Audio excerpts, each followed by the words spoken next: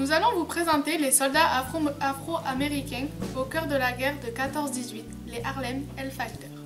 Les Harlem Hellfighters, les combattants de l'enfer d'Harlem, faisaient partie du 369e régiment d'infanterie.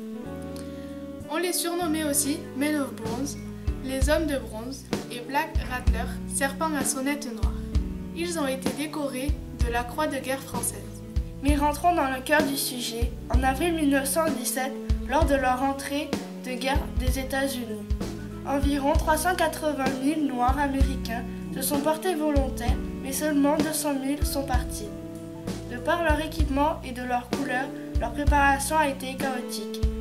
En janvier 1918, lors de leur arrivée sur le sol français, cette unité américaine ne faisait que des travaux de manutention et de ravitaillement.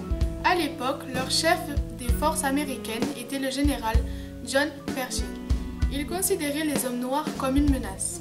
Manquant cruellement d'hommes, l'armée du maréchal Foch a exigé la réquisition de ces militaires venus d'Amérique. Alors, les soldats de l'Harlem ont rejoint la 161e division d'infanterie et ont combattu pour le drapeau bleu-blanc-rouge. Le désespoir des Français a fini par effacer le racisme et pour la première fois, les Afro-Américains se sont sentis chez eux. Le plus célèbre d'entre eux, Henry Lincoln Johnson, entra dans la légende en mai 1918. C'est au cours de la seconde bataille de la Marne que les Afro-Américains furent surnommés les Harlem Hellfighters. À ce moment-là, ils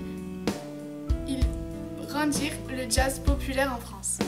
Malgré tous ces actes, ils n'ont pas eu droit à tous les honneurs lors de leur retour aux États-Unis. Alors que 1500 de ces soldats avaient perdu la vie, tous ces actes furent oubliés. Voilà pourquoi l'auteur américain Mel Brooks leur rend hommage dans une bande dessinée appelée The Harlem Hellfighters.